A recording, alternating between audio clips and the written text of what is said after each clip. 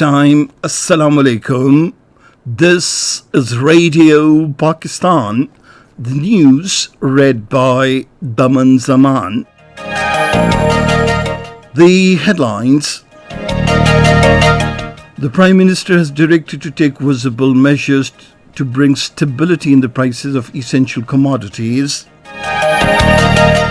The Information Minister says Pakistan is working with regional and international powers for an inclusive government in Afghanistan. Responding to the World Food Organization request for medicines to meet the shortage, Pakistan International Airlines special plane carrying the supplies for people of Afghanistan has landed at Mazar-e-Sharif Airport. The United Nations Security Council is holding an emergency meeting on the situation in Afghanistan today.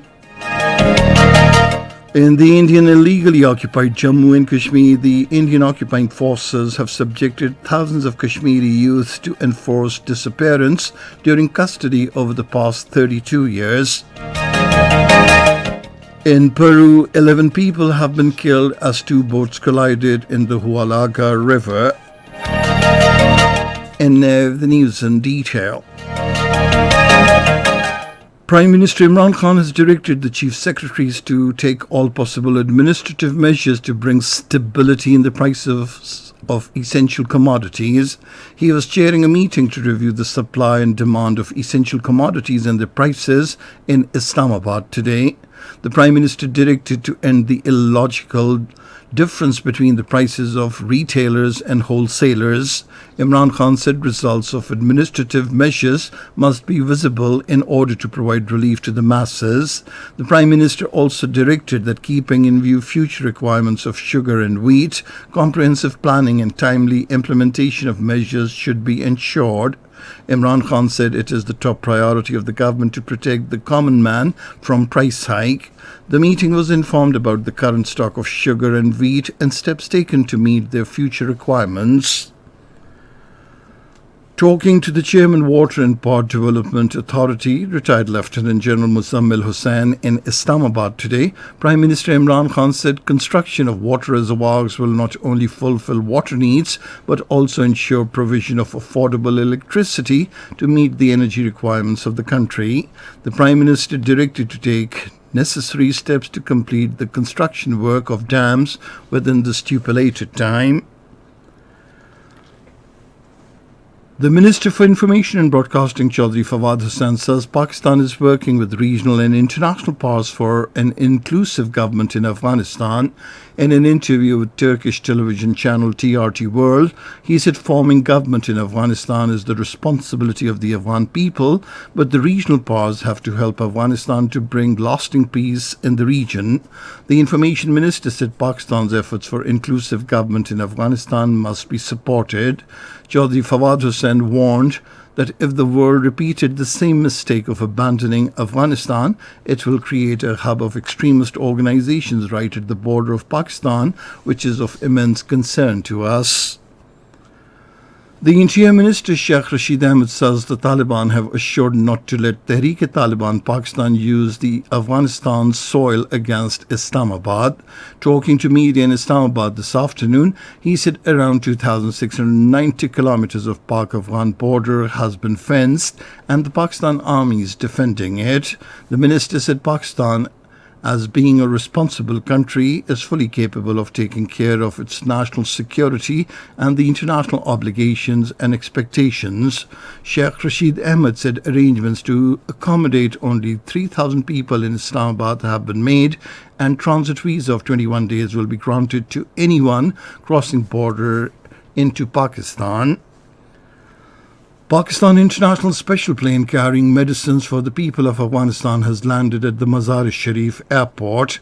It is pertinent to mention here that the World Food Organization had requested PIA to help cope with the shortage of medicines for the people of Afghanistan on humanitarian grounds.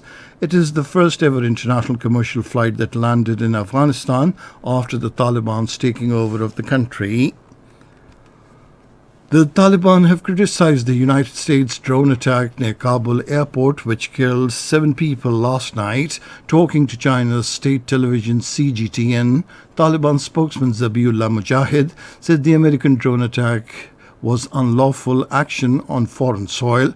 Earlier, the surviving relatives have told the BBC that 10 members of one family, including 6 children, were killed in the American drone attack. The United Nations envoys of permanent members of the Security Council are holding an emergency meeting on the situation in Afghanistan today. France and Britain have decided to submit a resolution at the meeting proposing a safe zone in Kabul to protect the people trying to leave Afghanistan and allow humanitarian operations to continue. Russia has called on the United States to release the Afghan central bank reserves that Washington blocked after the Taliban's takeover of Kabul earlier this month. This is Radio Pakistan. The Minister for Science and Technology, Shibli Faraz, says the government is making all-out efforts to take the opposition on board on electoral reforms and use of electronic voting machines in the elections. Addressing a ceremony in Peshawar today, he said the use of electronic voting machines will enable over 1.8 million people overseas to exercise their right to vote in the elections. The Parliamentary Secretary of National Health Services, Dr. Nausheen Hamid, has announced that those who are planning to travel abroad will get booster vaccine from Wednesday. Talking to a private news channel, she said doctors, health workers and low immunity population in the country will be allowed to get free of cost booster vaccination shots soon to strengthen their defense system against the Delta variant of COVID-19. In the Indian illegally occupied Jammu and Kashmir, the Indian troops and police personnel subjected thousands of Kashmiri youths to enforced disappearance during custody over the past 32 years. This was stated by a report released by the research section of the Kashmir Media Service on the occasion of the International Day of the Disappeared today. The report said the occupied Jammu and Kashmir has witnessed mass killings and enforced disappearances, torture and rape at the hands of the Indian forces. Over 8,000 youth vanished in custody after they were picked up by the troops since 1990. The report revealed that the cruel practice of enforced disappearances gave rise to a new class of people called half-widows and half-orphans in Kashmir.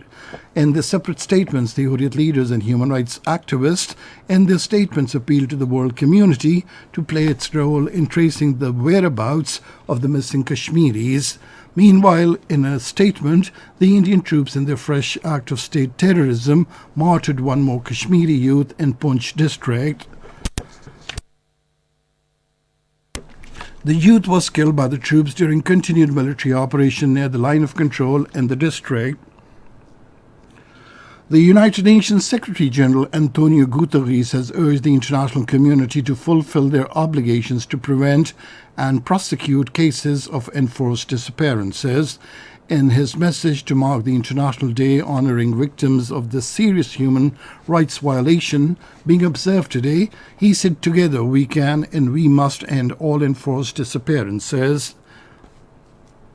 Saudi Arabia has affirmed its readiness to receive as many Umrah pilgrims as per the quota agreed upon with various Islamic countries before the outbreak of coronavirus. In a statement, the Deputy Minister for Hajj and Umrah Services, Dr. Amr Al-Mada, said all preparations to receive pilgrims have been completed. In Peru, 11 people have been killed and 6 others injured after 2 boats collided in the Hualaga River.